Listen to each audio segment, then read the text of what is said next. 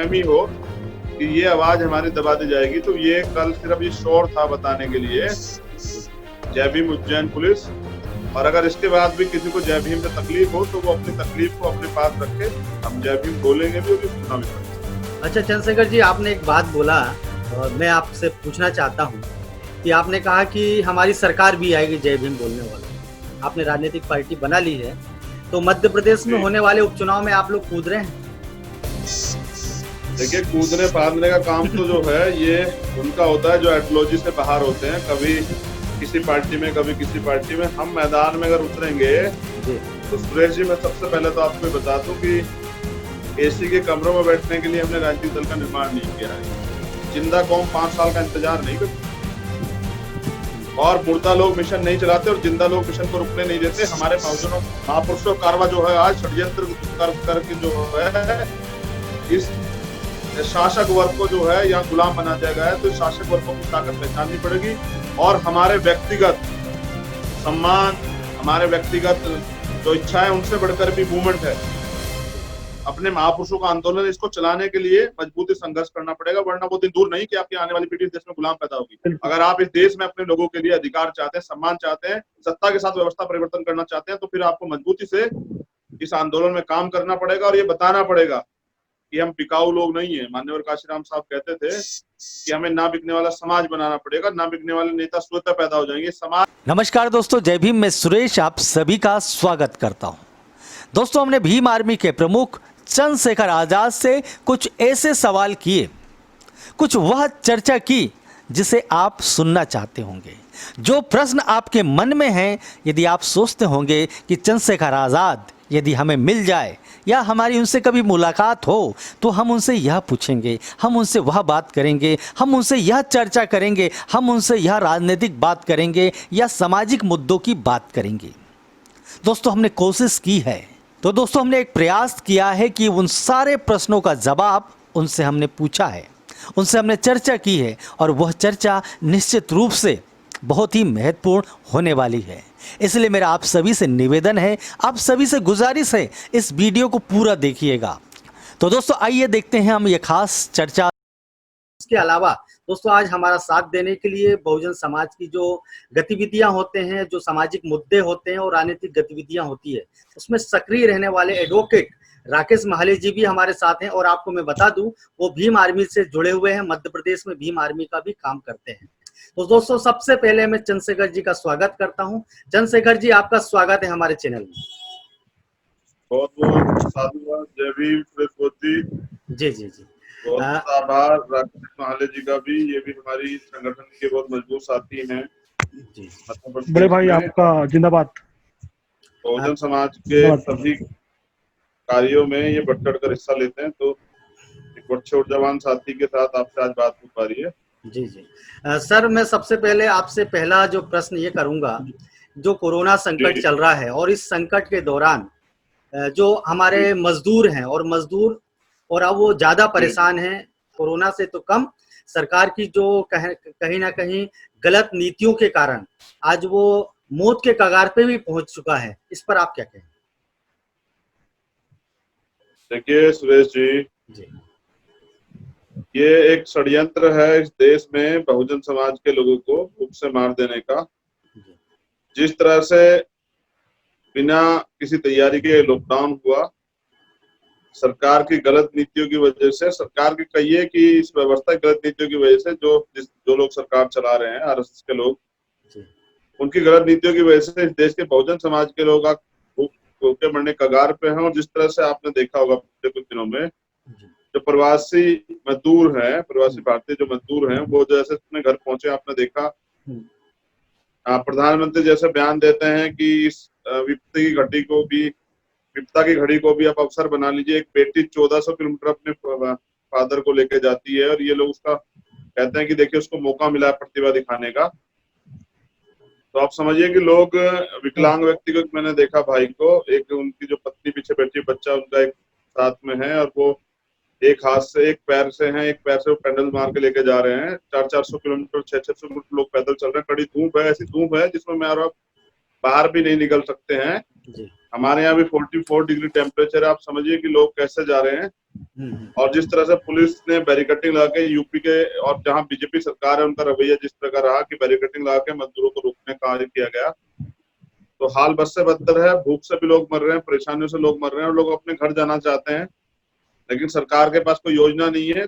अमीरों के बच्चों को लाने के लिए सरकार के पास योजना है, अमीर लोगों को लोन देने की वो योजना है, लेकिन गरीबों के लिए, मजदूरों के लिए, ये वही लोग हैं जिनको बहुत पूरे चुनाव के समय हिंदू हिंदू करके खूब चिल्लाते हैं। आप समझिए इस पे तो ये ज्यादा कुछ सवाल भी नहीं खड़े कर सकते, क्योंकि इन्हीं लोगों को ये पूरे सिलेक्शन जो है हिंदू हिंदू करके चिल्लाते हैं। जो हिंदू खतरे में हो जाता है, ये वही हिंदू थे जो बड़े पैमाने पे जिनकी जान भी गई है, जो पैदल चलते थे, अपनी जिन्होंने जान भी खोई है। और ये वही सरकार है जो बेटी पढ़ाओ बेटी बचाओ की बात करती है, जिस सरकार में एक गर्भवती महिला जो है, जो रास्ते पे ही चलते चलते जिनकी डिलीवरी होती है और वो 160 किलोमीटर तक अपने नवजात बच्चे को लेके जाती है। आप समझिए कि कितना दुख, तकलीफ, दर्द है। लोग परेशान हैं, दुखी हैं, लेकिन कोई सुनने वाला नहीं। और हमारे जो श्री श्री 108 प्रधानमंत्री जी महोदय हैं, उनके पास एक शब्द भी नहीं है उनके लिए कहने के लिए। एक ट्वीट नहीं कर पा। 35 मिनट की स्पीच में जो उन्होंने दी थी, एक जो भारी भरकम 20,000 करोड़ रुपए के, जो 20 लाख करोड़ रुपए के पैकेज की जो घोषणा की थी, तो समझिए एक वर्ड मजदूरों के लिए नहीं कह पाए वो। गजब की बात तो ये देखिए कि ये वही प्रधानमंत्री जो बड़े बड़े दावे कर रहे थे। मैंने इनकी एक वीडियो भी जो है वो आपने पोस्ट की थी ट्विटर से। ये कहते हैं जब भी देश में कोई संकट की घड़ी आती है तो पैकेज पे पैकेज जो घोषणा हो जाती है, और आज ये प्रधानमंत्री जी वही भी कर रहे हैं। तो सत्ता के खेल में बहुजन पिस रहा है, कभी कांग्रेस, कभी बीजेपी या कभी अन्य। बहुजनों की कभी सत्ता आई नहीं और बहुजन जो है यहाँ जी नहीं रहा है, काट रहा है किस तरह से जीवन अपना, जैसे सरवाइव कर रहा है।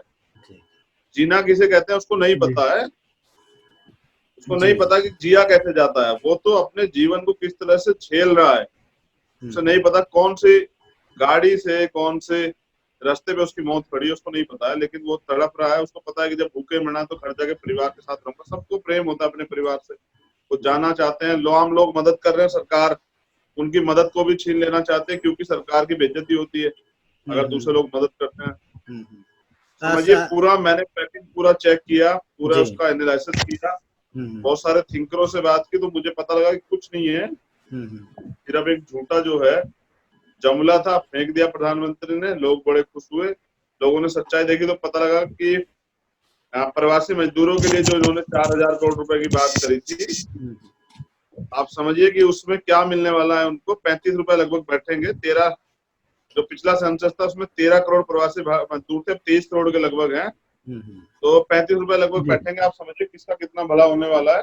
शेखर जी, मैं आपसे ये जानना चाहता हूँ कि आपका नाम सुनते ही, आपका भाषण सुनते हुए जो जितने भी बहुजन समाज के जो युवा हैं, नौजवान साथी हैं, कहीं ना कहीं अति उत्साह में चले आते हैं और कभी कभी गैर संवैधानिक बातें भी करते हैं और काम भी कर देते हैं। तो इसके लिए आपने क्या प्लानिंग बना रखी है, किस प्रकार से आप उन्हें प्रशिक्षित करेंगे? देखिए, पहली बात तो बहुजन समाज के युवाओं में बड़ा जोश है, और ये जोश आज का नहीं है। जिस तरह से इस व्यवस्था ने लगातार उनको दबाया है, उनके अधिकारों को छीना है, उनको बार बार अपमानित किया गया है, तो एक अंदर अंदर जो है एक जोश और जुनून उनके अंदर पैदा हो रहा है। तो उत्साह में वो काम करते हैं। लेकिन जहां तक मैं जानता हूँ कि बड़े पैमाने पे भीम आर्मी के नौजवान जो हैं कभी कॉन्स्टिट्यूशन के खिलाफ नहीं जाते हैं, अनकॉन्स्टिट्यूशनल वर्क नहीं करते हैं। तो रही दूसरी बात, अब कैडर की व्यवस्था हमने पहले से करा रखी है, अब आगे भी करा रहे हैं। कुछ नौजवान जो जिन तक कैडर की व्यवस्था नहीं हुई, जो नहीं सीख पाए हैं, वो थोड़ा सा कभी कभी इस तरह के बयान दे देते हैं, लेकिन बाकी सब लोग जो धीरे धीरे सीख रहे हैं। अब मेरे पास बीजेपी कांग्रेस की तरह तो संसाधन नहीं है कि मैं एक बड़े पैमाने पे कोई मीटिंग ऑर्गेनाइज करके, या लॉकडाउन में भी बीजेपी की तरह जैसे मध्य प्रदेश में उन्होंने कुछ लोगों को ज्वाइन करा दिया। तो हमारी सरकार तो कहीं नहीं है, हम तो बड़े इस फोन के माध्यम से ही, लाइव के माध्यम से अपनी बात लोगों तक पहुंचाते हैं, तैयार कर रहे हैं। समझिए कि ये युवा जो कभी मिशन में खड़ा नहीं होता, आज मिशन के लिए मर मिटने को तैयार है, अपने समाज के लिए संघर्ष कर रहा है और तानाशाही सरकार के सामने डट के मुकाबला कर रहा है। आप समझिए कि परवाह नहीं है किस चीज की। तो इनका जोश जो है यहीं से यही क्रांति को जन्म देगा, और आने वाला समय जो है, जैसे बाबा साहब कह गए, 21वीं सदी देश में बहुजनों की है, तो प्राइम मिनिस्टर ने भी अपने भाषण में कहा, थोड़ा सा वो उन्होंने शब्दों का हेरफेर कर दिया। उन्होंने कहा कि सदी सदी हिंदुस्तान की 2-3 बात दोहराई है उन्होंने। आरएसएस के लोग जो जानते हैं वो सब, उनको पता है कि बाबा साहब क्या कह के गए हैं। बाबा साहब ये कह गए कि किसी सदी देश में बैकवर्ड क्लास की, ऑप्रेस्ड क्लास की, डिप्रेस्ड क्लास की है, तो यानी कि बहुजनों का समय आ गया है। और जितना ही हमारे लोगों को सता रहे हैं, जितना ही हमारे लोगों को, कामगार लोगों को, मजदूरों को, दलितों को, वंचितों को, शोषितों को, मजलूमों को, पिछड़ों को, आदिवासियों को, धार्मिक अल्पसंख्यकों को, मुसलमान इतना सता रहे हैं, उतना इनमें एकजुटता भी आ रही है। और ये एकजुटता जिस दिन मजबूती से हो जाएगी, उस दिन ये सत्ता से उखाड़ने का काम जो है, ये बहुजन समाज के लोग अब बड़े पैमाने पर कर देंगे। अच्छा चंद्रशेखर जी, मैं आपसे एक चीज जानना चाहता हूँ। अभी राम मंदिर का जो समतलीकरण हो रहा है, उसमें से तथागत गौतम बुद्ध के कुछ अवशेष मिले, कुछ ऐसी जानकारी मिल रही है जिससे पता चल रहा है कि वहाँ तथागत बुद्ध का धम्म चक्र भी मिल रहा है, सम्राट अशोक के बनाए हुए। तो लोगों का ये कहना है कि ये बौद्ध स्थली है, और इसमें जो बहुजन समाज के जो बड़े नेता हैं वो खामोश। जी, सिर्फ भीम आर्मी के लोग इस पे प्रतिक्रिया दे रहे हैं, आपने भी दी है, मैंने देखा। लेकिन जो बहुजन समाज से संबंधित राजनीतिक दल के नेता हैं, उनकी चुप्पी का क्या राज है? देखिए, पहली बात तो मैं अगर अपने विषय में कहूँ, भीम आर्मी के विषय में कहूँ, तो आजाद समाज पार्टी विषय में कहूँ, तो ये है कि आप और सारी दुनिया जानती है कि बुद्ध का देश है। और ये हमारे प्राइम मिनिस्टर भी इस बात को जानते हैं। जब वो किसी दुनिया में बाहर जाते हैं किसी देश में, तो उनका पहला जो स्टेटमेंट होता है वो यही कहते हैं कि मैं बुद्ध के देश से आया हूँ। तो ये देश तो बुद्ध का है, इसमें तो कोई दो राय नहीं है। बुद्ध शासन रहा है यहाँ, सम्राट अशोक से लेकर बृहस्पति तक एक लंबा शासन जो है, 10 राजाओं का शासन यहाँ रहा है। और आप जानते हैं किस तरह से व्यवस्था में, किस तरह से छल कपट करके हमारे अधिकारों को, हमारे राज को छीना गया। तो जैसे जैसे आप समझिए, बहुत सारी चीजें ऐसी हैं जो छिपाई गई हैं। हमारा जो इतिहास है उसको छिपाया गया। और बाबा साहब ये कहते हैं कि जो कौम अपना इतिहास नहीं जानती उसका वजूद खत्म हो जाता है। उन्होंने ये भी कहा, इतिहास, जो लोग इतिहास लिखना चाहते हैं, पहले उनको इतिहास पढ़ना पड़ेगा। तो जो वहां अभी समतलीकरण का पता कि जब भी लॉकडाउन है, हम लोग तो नहीं जा पा रहे हैं, लेकिन जैसा जानकारी मीडिया के कुछ सोशल मीडिया के चैनलों द्वारा और कुछ जो है ASI की रिपोर्ट या बहुत सारी और वहाँ के लोकल लोगों द्वारा जानकारी प्राप्त हुई, उसमें ये बताया जा रहा है कि वहाँ सम्राट अशोक और बौद्ध धर्म से जुड़ी हुई चीजें जो हैं वो मिल रही हैं। तो जैसा कि हम लोग लोकतंत्र को मानते हैं, तो लोकतंत्र में ये है कि अगर कहीं इस तरह की किसी भी जगह पे कोई ऐसे अवशेष पाए जाते हैं, तो उस जगह को ASI जो है वो कंट्रोल लेके उस जगह की जो सत्यता है, तथ्य है, जो उनको प्रमाणिकता की जांच करती है। और ऐसा ये मैं बिल्कुल सिंपल वे में बताऊं तो समझिए, अगर कहीं किसी की जमीन निकलती है, तो वो कोर्ट में जाता है और अपनी कागज प्रस्तुत करता है कि साहब देखिए वहां ये है, तो उसकी जांच कराने का अधिकार जो है कोर्ट को है। तो हमारी इस पे भी हमने मांग की है कि वहां जो अवशेष प्राप्त हो रहे हैं, क्योंकि वो तथागत बुद्ध की धरती है, मैं पहले भी कह चुका हूँ कि वही साकेत है जिसको अयोध्या कहा जाता है। तो मैंने कहा है कि उसकी एक बार जो है वहां का जो निर्माण कार्य है, उसमें जो प्राप्त हो रहा है अवशेष जो मिल रहे हैं, उनकी जांच करानी चाहिए। और अगर वो तथागत बुद्ध से जुड़े हैं, तो वो बुद्ध की धरती को हमें जो है सौंप देना चाहिए, जिससे कि वहां एक अच्छा बौद्ध विहार का निर्माण हो सके और हमारी जो संस्कृति है, हमारा जो इतिहास है, वो दुनिया तक पहुंच सके। बुद्ध धर्म यहीं से शुरू हुआ, लेकिन उसका प्रचार प्रसार पूरी दुनिया में हुआ। उसके फॉलोअर्स पूरी दुनिया में मानने वाले लोग हैं। जहाँ टेक्नोलॉजी बहुत विस्तार कर रही है, चाहे वो चीन हो, जापान हो, आप देखिए सब जगह पे जो है, कोरिया हो, सब जगह पे तथागत बुद्ध को माना जाता है। तो मेरा तो यही कहना है, आज भी पूरी जिम्मेदारी से और पूरी मजबूती से मैं कह रहा हूँ कि ये मेरा कानूनी अधिकार भी है और मैं अपने कानूनी अधिकार का प्रयोग कर रहा हूँ जी। कि वो जो जगह है, हम लॉकडाउन का सम्मान करते हैं, लेकिन सरकार को चाहिए, कोर्ट को चाहिए कि उसका संज्ञान ले और वहां जो खुदाई में प्राप्त हो रहा है उसकी जांच कराए जी। अच्छा चंद्रशेखर जी, मैं आपसे ये जानना चाहता हूँ, मध्य प्रदेश में उज्जैन की घटना है, आप लोगों की टीम ने और काफी लोगों ने इसमें बढ़ चढ़ कर ट्विटर में ट्रेंड चलाया, जय भीम उज्जैन पुलिस। इस मामले में जो वहाँ के जो SP हैं, अभी तक उनका कोई बयान नहीं आया है, इस पर आप क्या कहेंगे? ट्विटर में तो आप लोगों ने धूम मचा दिया, इसमें कोई दो मत नहीं। देखिए, पहली बात तो यह है कि मेरे पास हमारी टीम के 2 लोगों ने वहाँ बात की है। एक महाराष्ट्र से हैं, राष्ट्रीय कोर कमेटी के सदस्य हैं, और दूसरे जो हैं राहुल वाल्मीकि जी हैं, जो मध्य प्रदेश की प्रदेश कमेटी के जो हैं जिम्मेदार साथी हैं। तो जैसे मैंने बताया महाराष्ट्र से जो है वो अशोक कांबले जी हैं, तो उन दोनों लोगों ने मेरे से मुझे कुछ वीडियो ऑडियो भेजी है जिन्होंने एसपी मनोज कुमार जी से बात की है। पहली बात तो जय भीम जो है इस देश में समता समानता बंधुत्व का नारा है, किसी जाति का नारा नहीं है। बाबा साहब को सम्मानित तौर पे देखने का नारा है, अन्याय के खिलाफ आवाज बुलंद करने का नारा है, आदमी पे आदमी के शोषण को रोकने का नारा है। जिस तरह का जातिवाद भेदभाव है उसको खत्म करने के लिए एक क्रांति का प्रतीक है जय भीम। तो जय भीम से किसी को आपत्ति नहीं होनी चाहिए, जिस तरह से महाकाल से किसी को आपत्ति नहीं होनी चाहिए, जिस तरह से वहां उज्जैन पुलिस में महाकाल यूज होता है या अन्य कोई शब्द यूज होता है, जब हमें कोई आपत्ति नहीं है तो जय भीम से भी किसी को आपत्ति नहीं होनी चाहिए। और ये बाबा साहब ने हमें सिखाया, जो बाबा साहब ने हमें सिखाया उसे हमें बोलने से कोई नहीं रोक सकता। तो कल मैंने अपने ट्वीट में भी कहा था कि बाबा साहब के बच्चे अभी तो बोल ही रहे हैं और आज पूरी दुनिया देख रही है, वो वर्ल्ड वाइड जो है वो ट्रेंड कर रहा था, आज पूरी दुनिया भी देख रही है और भारत भी देख रहा है कि जय भीम चल रहा है।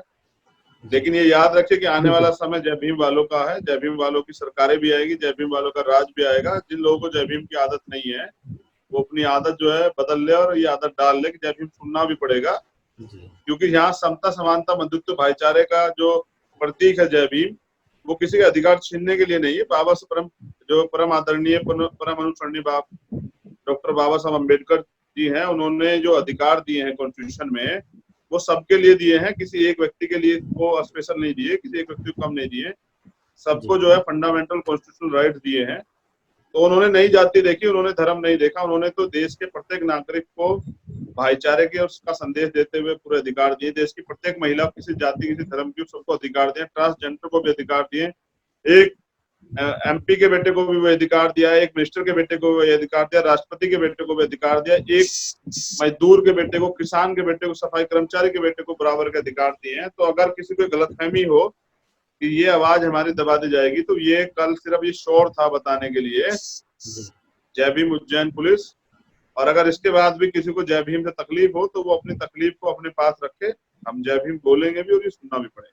अच्छा चंद्रशेखर जी, आपने एक बात बोला, मैं आपसे पूछना चाहता हूं कि आपने कहा कि हमारी सरकार भी आएगी जय भीम बोलने वालों की। आपने राजनीतिक पार्टी बना ली है, तो मध्य प्रदेश में होने वाले उपचुनाव में आप लोग कूद रहे हैं?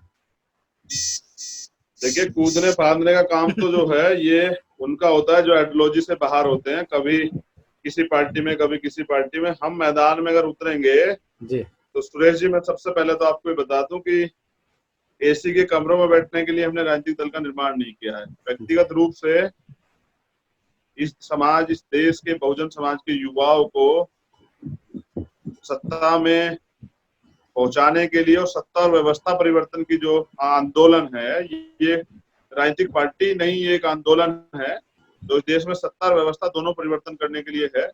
सत्ता तो सिद्धांत तो समझौता करके कोई भी पा ले रहा है, लेकिन यहाँ ना सिद्धांत तो समझौता होगा। और सत्ता प्राप्ति के लिए जो माननीय काशीराम साहब ने रास्ता दिखाया कि बहुजन समाज को एकजुट करके, टुकड़ों में बटे हुए समाज को एकजुट करके हम लोग मैदान में भी जाएंगे। और जब जाएंगे सुरेश जी तो फिर रिजल्ट भी लेके आएंगे, क्योंकि आज तक जो भीम आर्मी के लोगों ने जिस भी फील्ड में कदम रखा है तो वहां से रिजल्ट लेके आए हैं। आप बेहतर जानते हैं, चाहे 2 अप्रैल हो, चाहे संत सदगुरु रविदास जी महाराज के मंदिर का मामला हो दिल्ली का, चाहे चूरू के राजस्थान का मामला हो या कोई अन्य मामला हो, आप समझिए हजारों आंदोलन भीम आर्मी के लोगों ने किए हैं। चाहे वो 13 पॉइंट रोस्टर का मामला हो, चाहे SC/ST एक्ट का मामला हो, कभी हार नहीं मानी है। तो ये युवाओं का जुनून और जोश है। आप देखें कि कार्यकर्ता जो है वो टिकाऊ कार्यकर्ता है, जो इस मिशन के लिए समर्पित है, अपनी जान तक जोखिम में डाल रहा है, किससे डरता नहीं है। जी। तो मध्य प्रदेश में अभी मध्य प्रदेश की जो हमारी टीम है, ये लोकतांत्रिक पार्टी है, सब लोगों से चर्चा चल रही है। जो मध्य प्रदेश की टीम तय करेगी वही होगा, हम लोग किसी के ऊपर कुछ थोपने वाले नहीं है।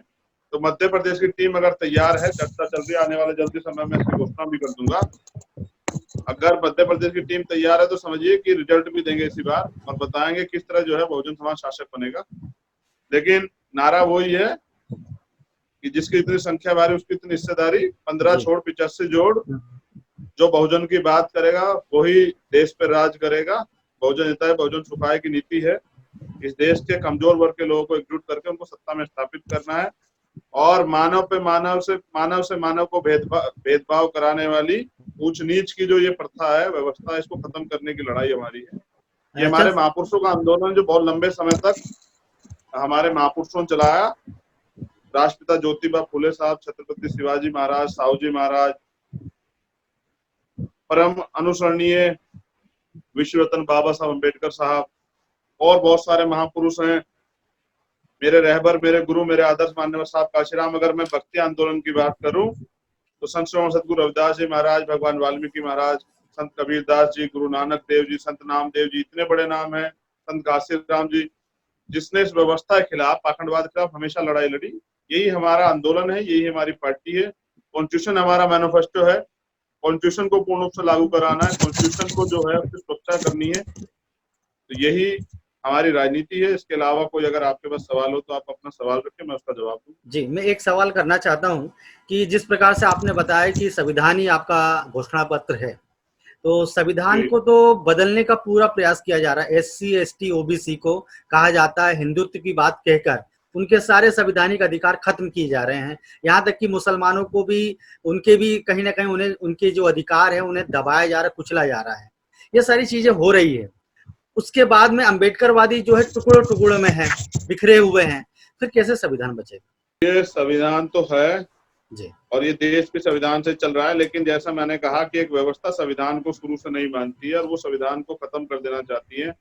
लेकिन आप समझिए, चंद लोग मिलके इस देश में बाबा साहब के संविधान खत्म नहीं कर सकते। जितने संविधान खत्म करने वाले लोग हैं उससे 10 गुना लोग संविधान के समर्थक हैं। और इस देश के बहुजन समाज के लोगों को तो अधिकार इस संविधान से मिले हैं। मुझे कब इस शर्ट को पहनने की आजादी, घड़ी पहनने की आजादी, ये कलम लगाने की आजादी, ये तो बाबा साहब के संविधान से मिली है। इसे मुझसे कोई नहीं छीन सकता। और याद रखिए, बहुजन समाज के लोग कमजोर नहीं है। हम लोग संविधान का पालन करते हैं, हम लोग संविधान के हिसाब से चलते हैं। तो संविधान को खत्म करने की जो लोग नीयत रख रहे हैं, ऐसी बहुत सारी बार प्रयास भी हो चुके हैं, वो सब लोगों ने किया भी है। लेकिन जब तक बाबा साहब के बच्चे यहाँ जिंदा हैं देश में, तब तक ये नहीं हो पाएगा। और आप जानते हैं कि हम सम्मान करते हैं सब चीजों का, लेकिन हम इतने कमजोर भी नहीं कोई होते हमारे होते हुए देश के संविधान को बदल दे, खत्म कर दे, या इस देश में हमारे लोगों के संवैधानिक अधिकारों को छीन ले। अभी उनके पास सत्ता की पावर है, अभी उनके पास जितनी भी गवर्नमेंट इंस्टीट्यूशन है वो सब उनके पास है, तो उसका दुरुपयोग कर रहे हैं। लेकिन ये सत्ता है, लोकतंत्र है, सत्ता बदलती रहती है। ऐसा भी समय आएगा कि मध्य प्रदेश में बहुजनों के हाथ में सत्ता आएगी। जी, तो जब बहुजनों के हाथ में मध्य प्रदेश सत्ता आएगी तो आप देखिएगा कि फिर भारत सोने की चिड़िया बनेगा। जी, जी। राकेश जी, आप का संदेश आगे बढ़ेगा। जी, जी, जी। राकेश जी, मैं चाहता हूं कि आप भीम आर्मी के कार्यकर्ता होने के नाते नहीं, बल्कि एक आम युवा होने के नाते चंद्रशेखर जी से एक सवाल मैं भाई से एक ही सवाल करना चाहता हूं और उस पर चर्चा भी करेंगे। भाई, अभी पूरा लॉकडाउन पूरा देश के अंदर चल रहा है और हमने कई बार भी देखा कि जब भी हमारे हक अधिकारों की बातें आती है तो हर मामला सुप्रीम कोर्ट, हाई कोर्ट में ही उस पर टिप्पणी होती है। सभी लॉकडाउन के अंदर सुप्रीम कोर्ट ने आरक्षण पर टिप्पणी कर दी भाई, तो इस पे आपका क्या कहना है? देखिए, मैं तो स्पष्टवादी हूँ और मैं बहुत बार कह भी चुका हूँ कि रिजर्वेशन, जब मुझसे कोई पूछता है तो मैं बताता हूँ रिजर्वेशन की जरूरत क्या है और कौन लोग इस देश में रिजर्वेशन का लाभ ले रहे हैं। आप समझिए, सुप्रीम कोर्ट में जब हमारा रिप्रेजेंटेशन नहीं है, हमारे लोग नहीं है, तो जब हमारी जमात के लोग वहां नहीं है तो हमारे अधिकारों की बात वहां से नहीं हो सकती। मैं हमेशा से कह रहा हूँ कि सुप्रीम कोर्ट में बैठे हुए जो जज है वो सरकार के इशारे पे, लोकतंत्र में सुप्रीम कोर्ट की एक अहम भूमिका है। जब सरकार कोई गलत कानून लाती है तो सुप्रीम कोर्ट से न्याय मिलता है। लेकिन आज सुप्रीम कोर्ट में भी जो है, जिस तरह से सरकार ने हस्तक्षेप किया है, मुझे बहुत पूरी उम्मीद है कि सुप्रीम कोर्ट में बैठे हुए जज भी सरकार के हस्तक्षेप पर त्रस्त है। और आने वाले समय में, जैसे आपने देखा कि पिछली बार भी 3 से लेकर 4 सुप्रीम कोर्ट के जज बाहर निकल कर आए थे, उन्होंने कहा था कि सुप्रीम कोर्ट में लोकतंत्र खतरे में है। तो मैं पूरी जिम्मेदारी से बात कह सकता हूँ कि वहां सरकारी हस्तक्षेप है और दबाव बना के उन पर इस तरह के फैसले देने के लिए उन्हें मजबूर किया जा रहा है। इससे ये स्पष्ट हो जाता है कि ये जो सरकार है, सेंटर की जो सरकार है, ये पूर्ण रूप से दलित, पिछड़े, आदिवासी, धार्मिक अल्पसंख्यकों के अधिकारों के विरुद्ध है। ये नाम के लिए उनकी माला जपती है और जब सरकार बन जाती है तो फिर ये इन लोगों को ही खत्म करने का, उजाड़ने का, इनके अधिकार छीनने का प्रयास करती है। तो जब तक सुप्रीम कोर्ट में या हायर जुडिशरी में रिजर्वेशन का पैटर्न नहीं आएगा, या एक सबसे जरूरी बात, इस देश में एक सफाई कर्मचारी से लेके या कोई भी अन्य गवर्नमेंट की नौकरी होती है सुरेश जी, जी जी और हमारे राकेश भाई, आप समझिए कि उसके लिए टेस्ट होता है, लेकिन सुप्रीम कोर्ट और हाई कोर्ट में जो जज बनाए जाते हैं क्लोजिंग सिस्टम द्वारा, उनके लिए कोई टेस्ट नहीं होता। लोग हमसे कहते हैं कि आरक्षण वाले और सब चीजें हैं, ये टिप्पणी हम पे की जाती है। मैं जानना चाहता हूँ कि कौन सा सिलेबस है और कौन सी प्रतियोगिता होती है, कौन सा टेस्ट होता है जिसको पास करके जज बनाया, जज का बेटा जज, जज का जमाई जज, जज का भतीजा जज, ये कौन सी प्रक्रिया है?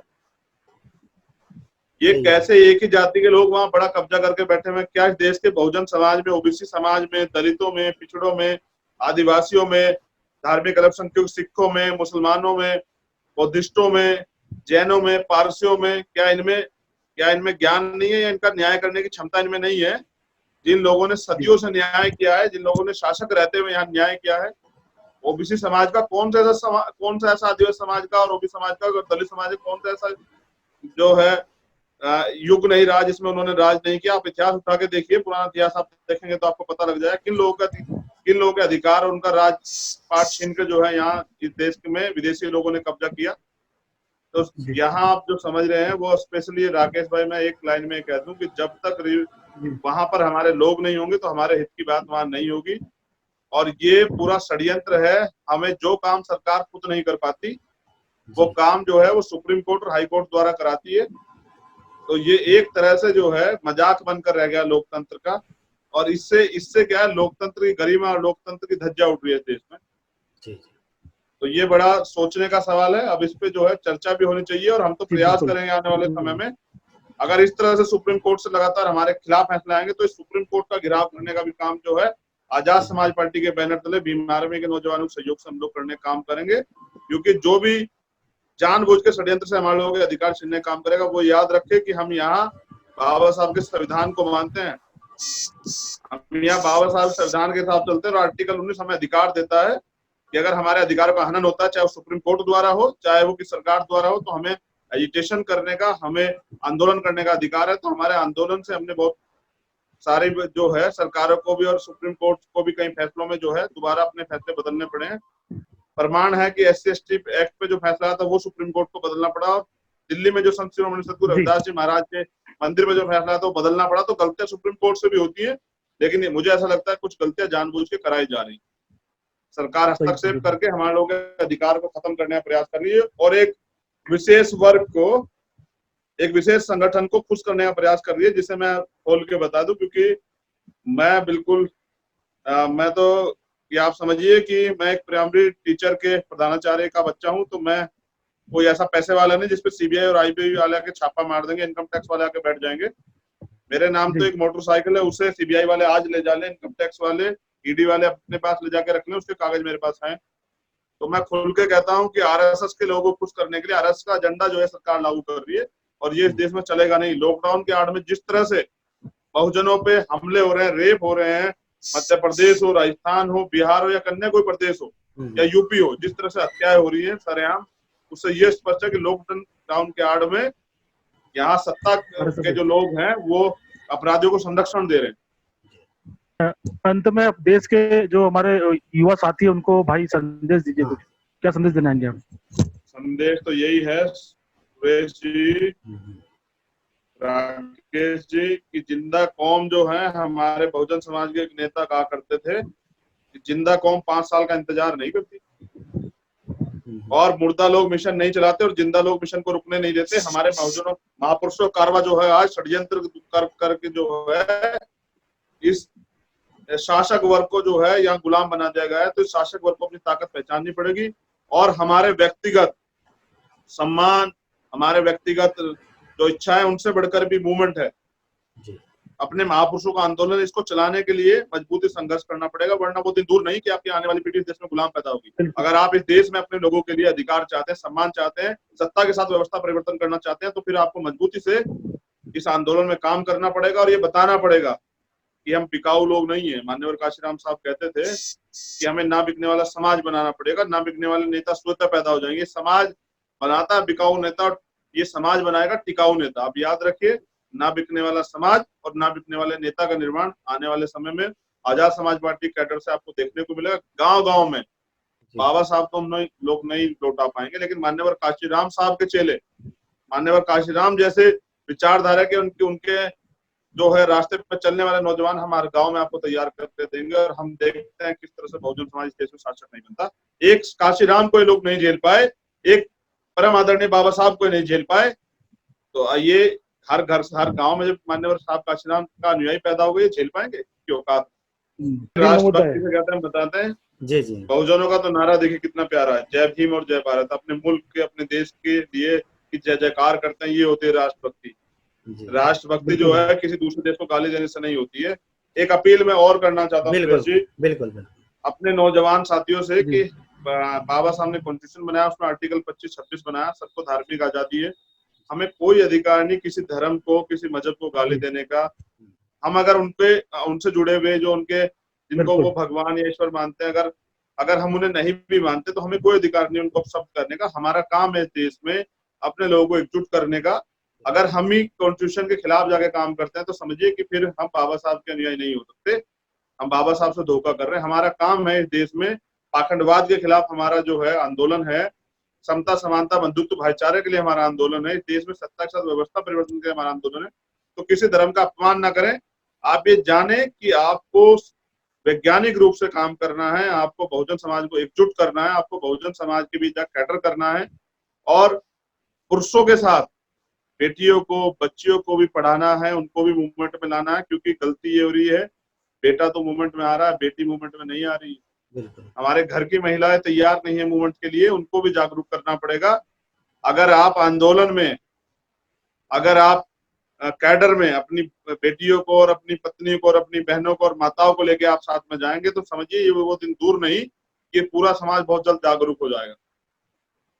जी जी जी।